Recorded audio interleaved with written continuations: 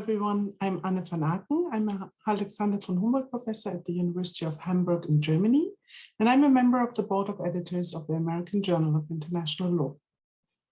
This video is part of a series that we are calling AJIL Bookmarked, in which editorial board members are delving into AJIL's back catalog to bookmark articles for rereading. I have been looking back at AJIL issues from the 1950s. I found this period especially interesting since it contained the beginnings of the international legal order as we know it, the era of the United Nations.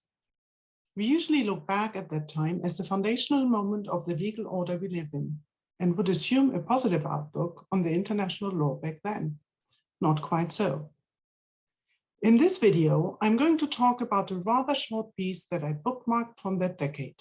I've chosen The Swing of the Pendulum from Overestimation to Underestimation of International Law by Joseph L. Kuntz, that was published in AJIL volume 44 back in 1950. The article was published in the first issue of 1950, after the UN has been founded, but before the Korean War started in 1950. What intrigued me are the parallels with the outlook on international law we have today. The high hopes for international law in the 1990s after the end of the Cold War, and the subsequent disillusionment and crisis narrative we are currently experiencing. And I believe the article gives us good advice. So Kuntz says, extremes are always wrong. The truth lies in the middle way. The correct attitude must be equidistant from utopia, from superficial optimism and overestimation, and from cynical minimizing. Neither overestimation nor underestimation. International law is neither panacea nor a myth. And he somehow changed my mind looking back on the 1950s, assuming that it was a new era with a positive outlook in the following quote. This swing of the pendulum is, of course, particularly great in periods of fundamental crises like our present epoch. This insecurity and pessimism pervade the attitudes towards all problems.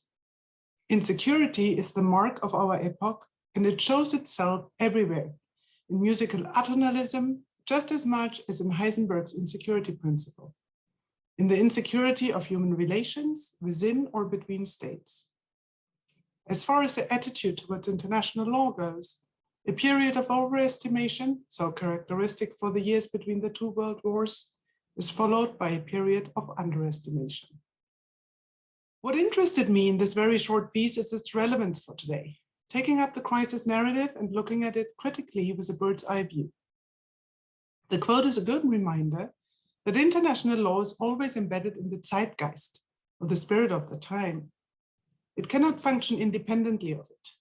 And that also means that the fundamental insecurities we experience today find its mirror on how we think about international law. This in turn means that we can all work on the general narratives as well as the specific international law narratives as scholars, as citizens, and as government advisors. I believe that the piece could have been written today with a few adaptations. For a few years now, we have encountered a narrative on the crisis of international law. I remember that the European Society Annual Conference in 2016, entitled How International Law Works in Times of Crisis, late Judge Crawford, in the opening discussion I moderated, said that, I quote, most of us would not be international lawyers were it not for a crisis. For himself, this was the 1962 Cuban Missile Crisis, when he was 14, and the threat of a nuclear war. He continued, we sometimes see crises where they are not. Every generation has its crisis, and every generation defines itself in terms of the crisis it has had. One could argue that we are having plenty of crises in too short a time, and maybe too many. 9/11, the unauthorized war in Iraq, the Great Recession, the annexation of Crimea, climate change, and now a global devastating pandemic, not even to speak about geoeconomics.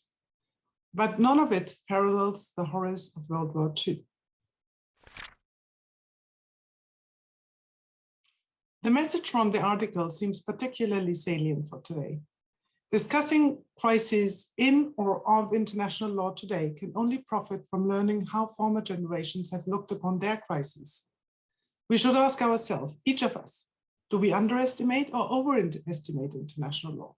So I thought this is a good article for self-reflection, and it may relativize the gloomy narrative we have today. All our contemporary crises mentioned before are not treated as dehors de la loi, outside of international law. Law still shapes the reactions of states and how they deal with the factual circumstances. The question nowadays is what the new security constellations, that is a weakened hegemon and a new power, geoeconomics, possibly a multipolar world or authoritarian international law, will do to the international law as a normative force, fundamentally changing it or leading to its irrelevance. Let's keep in mind that there are a lot of international law behind the headlines, as the American Society of International Law calls its podcast. There's not one international law. Some of it may be more endangered than other parts of it, but it is no doubt much stronger than it has been in the 1950s, be it on human rights, international economic law, and international adjudication. And we should not forget about that. We may have reasons to be more optimistic than scholars were in the 1950s.